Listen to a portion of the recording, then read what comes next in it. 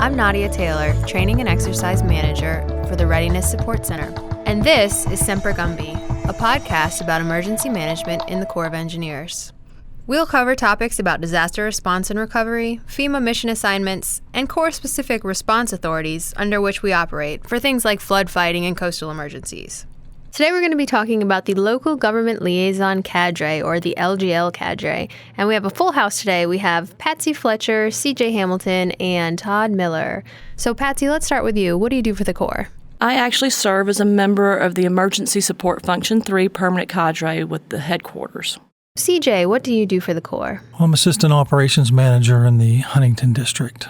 And Todd, what do you do for the Corps? I'm a regulator with the Norfolk District. Tell me a little bit about the LGL program. What's the mission of the LGLs?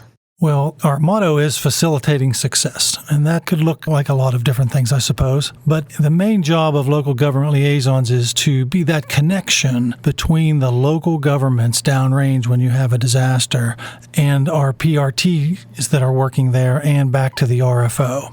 And we also are usually attached directly with FEMA, often in their division structure, and so we also report to FEMA as well. And so we're really down there engaged with a lot of different parties and just trying to keep all the pieces moving. The LGL program is really a component of the Emergency Support Function 3 Cadre. You have different kind of levels or different statuses. So you have the team leaders, the assistant team leaders, and the local government liaisons. And this program was actually born out of a necessity that was first noticed in 2004 and 2005. In 2004, there were a series of hurricanes that hit Florida, just one after the other. And FEMA requested the Corps to send out personnel down into the county or even the individual cities to work with the locals to identify their needs. So they looked to the assistant team leader cadre to fulfill that need, and we quickly ran out of qualified personnel to do that. Same thing happened following Katrina in Louisiana and Mississippi.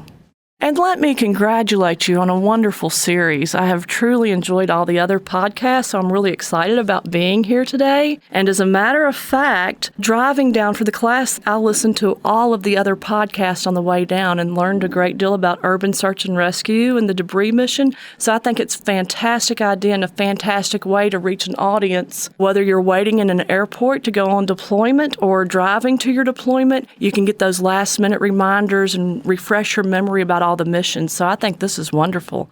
Thanks, Patsy. And I swear, folks out there, we did not pay her to say that. Just want to put that out there.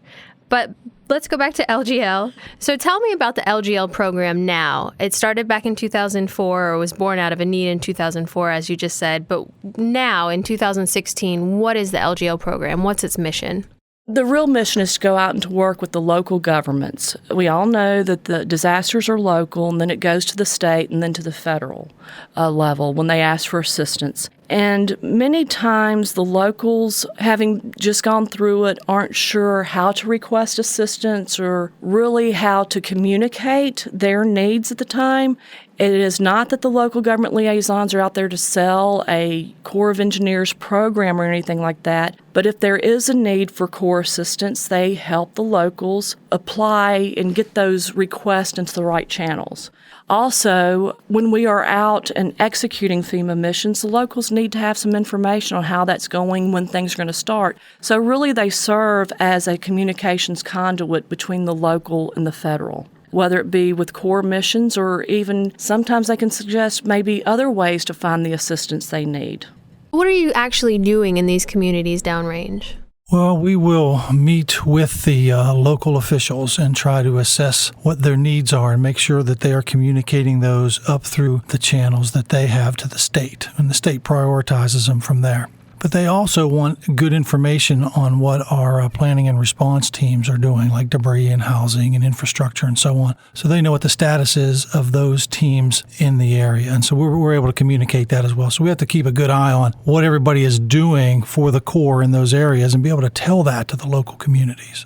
We also fulfill a need for the Corps itself. If we deploy first and go downrange, we can act as the eyes for these response teams, kind of give them a general idea of what's going on downrange before they even go. So it sounds like information is going both ways through an LGL, both to the local community and back up through to the Corps of Engineers, the ESF-3 Cadre, in those joint field offices and other areas.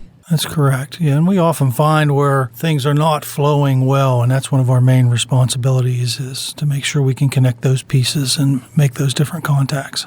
So it sounds like LGLs are really, not to overuse a phrase here, but the boots on the ground folks as far as the ESF-3 Cadre, people during a disaster response. Exactly. That's what we consider them, kind of the forward observers. Can you give me like a specific example of an activity an LGL might do? I mean, do they meet with mayors and city councils? Is that the sort of thing? That's correct. We'll meet with just about anybody. Anybody that's going to come downrange and they're going to be in our area of operation or we've already been assigned, we'll facilitate that communication with them. We'll make contacts. And it could be the small town mayor, it could be a big town mayor, the emergency operations center chief, just about anybody who's going to be active in that disaster response, we will strike up a relationship with and try and make those contacts so that even if we don't work with them directly, we'll have those contacts and we can pass those on to other people who may have to work with those folks. Todd, can you tell me about a personal deployment story? Alabama was a large one, and that was the twisters that had gone through Alabama and wreaked a wide range of havoc throughout the state. We had large areas, and we were embedded with the FEMA field officers out there. Personally, I was in 10 counties, and the destruction was the worst I'd ever seen with a twister. And just brought a sense of how tragic it is when these storms come because they just don't discriminate. But there was a lot of nervousness, a lot of confusion amongst the locals, and so really saw a need for our help in these areas and trying to assure them that we were there, we had the mission, and we were coming and we were going to help. Sometimes it's about empathy, about sympathy and knowing what's going on and being able to help them and to kind of recognize what is needed. But when people are affected by these disasters, they're scared, they're nervous, they got their constituents who are yelling at them, they're worried about the money, they're worried about their people, they're worried about getting their communities back online. And emotionally, it was a very trying deployment for me. But I was very glad to help, and I was glad I was there, and I think at the end of the day, we did a lot of good in getting all these things coordinated and facilitating that success of our response teams, especially for debris. And CJ, what about you? Can you tell me about some of your deployments? Well, I've deployed 4 times, and the first one was Hurricane Ike, and that was a really interesting deployment for me as an LGL because I was in the city of Houston. And in fact, when I first went to the joint field office, I was the first one there. And then after a while, we got some of our group there, and then the head for FEMA came and said, well, which one of you is going to Houston? And I said, well, I guess that would be me. And he said, well, you need to come over here in this little private office and talk to me. And I said, okay. And we went in there, and he said, I want you to know that Houston is the 4th largest city in America, and the mayor is personal friends with President Bush and, in fact, has his personal cell phone number. And so we're really concerned that if you go down there and you make any big mistakes, that he'll just get on the phone and call up the president and tell him that the federal team is not living up to what we hope to do down there. And he said, do you think you're up for that? And I was like, well, back home in my home job, we have about 1 million visitors a year, so I always vow never to let them get me rattled or never to let them get me mad, and I suppose that I'll be okay for this. And he said, well, I guess that will have to do, and then sent me downrange. So what happened? How was it? It was very chaotic, and I was stationed in a big war room that they set up there with all the hanging placards, and they activate this thing when the president comes to town or they have a NASA launch or the Super Bowl or something like that.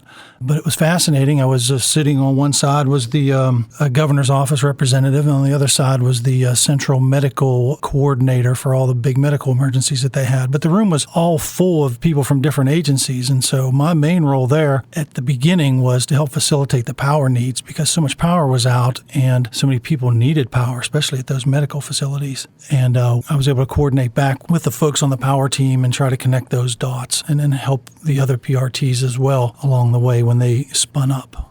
So it sounds like, I know the saying is, if you've been to one disaster, you've been to one disaster.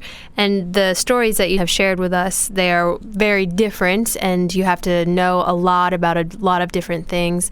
So how do you train for this? How do you keep this LGL cadre trained up for such a wide array of experiences? It's difficult. We struggle with that every year. When we start planning for it, we usually rely on deployments from the past and draw upon personal experiences. And whether we do a PowerPoint presentation to that or whether we come up with some kind of role-playing scenario, we try and teach our folks that they do need to stay on their toes and that each disaster is going to be different. Just because we teach something in class doesn't mean that's going to be what you experience, but you need to draw on all these things so that you can make it the best deployment possible. We don't train people to be experts like you'll see in these different response teams that the Corps have. We're relying on folks with a softer skill set, and we're not looking for people who are the engineer of the year or the person who's deployed the most times, but rather people who can be in those really volatile situations and function well, and who can deal with a lot of data and a lot of meetings and a lot of stress and work their way through it and keep their calm. So our focus in our class is mainly on the ESF3 missions that we typically perform. They need to know something about debris, about roofing, about emergency power. However, there are also questions about our other authorities with under 8499 or even other things the Corps does like navigation. They have to know a little about a lot of things.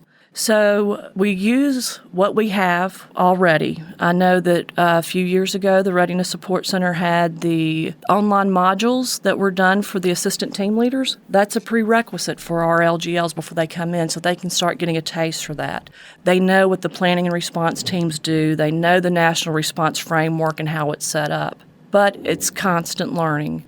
Now, I will say LGL week here at the Readiness Support Center is the loudest and rowdiest training week, but it's also the most fun. I think that the people that come back year after year to this training, you can tell they really have actually learned something, they're taking something from this training, and they're having fun while they're doing it. And I think that makes a humongous difference in the training. They are a very confident group of people. And many of them say it's the most fun training that they have with the government, and we try to keep it that way.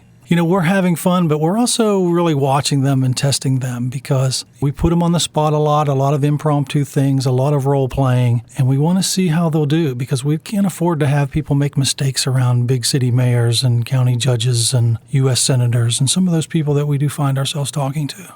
How do other people who hear this and want to get involved, how would they get more information or get involved with the LGL program? We normally send out a recruitment notice in December of each year. However, we do a survey of our existing cadre in the late September, early October timeframe to see if people are interested in continuing. If we have many people say that they are leaving, then we will do a nationwide recruitment that comes out usually as an op order. One of the things we are doing this year for our class, we always have a class project.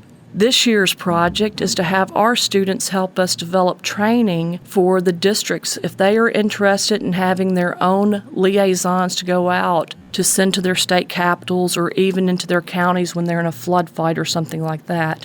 We are trying to develop some training that they could utilize. All right, guys. Well, thank you so much. We really appreciate you being here and sharing your experience with us. That's all we have for today's episode. Thanks for joining us, and we hope you've learned something. Please subscribe to our feed and check back for future episodes. I'm Nadia Taylor, and this is Semper Gumby.